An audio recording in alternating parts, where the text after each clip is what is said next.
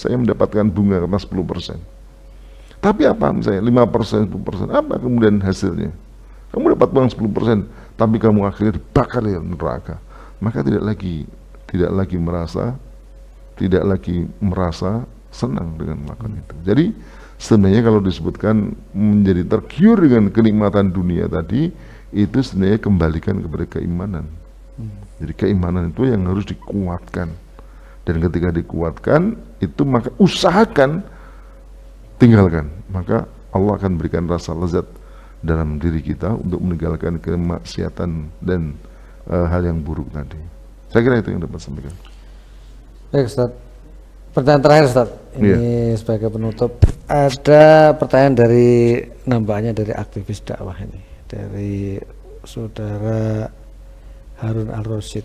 Jadi beliau bertanya, Ustadz, bagaimana tips agar istiqomah dalam dakwah? Nah, ya banyak ya tip-tip itu. Seperti tadi saya katakan, satu misalnya menjaga keimanan tadi, terus meningkatkan. Yang kedua tentu saja mengerjakan, diamalkan dalam bentuk perbuatan. Karena perbuatan itu ketika dikerjakan, amal suatu dikerjakan itu akan menimbulkan semangat untuk mengerjakan lagi. Katakanlah saya ingin berikan contoh sholat. Sholat itu kan apa enaknya sholat? Bagi orang yang tidak pernah sholat, tidak merasakan lezatnya sholat. Tapi kalau orang mengerjakan sholat itu, maka menjadi nikmat sholat itu. Allah berikan kenikmatan, akhirnya menjadi istiqomah tadi. Dakwah tadi kalau disebut dengan dakwah misalnya. Apa nikmatnya dakwah itu? Capek saja, nggak ada uangnya, gitu.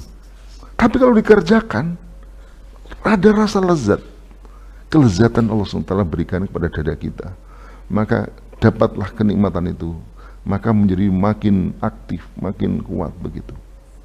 Ya. Lalu demikian juga jihad. Apa sebenarnya nikmatnya jihad?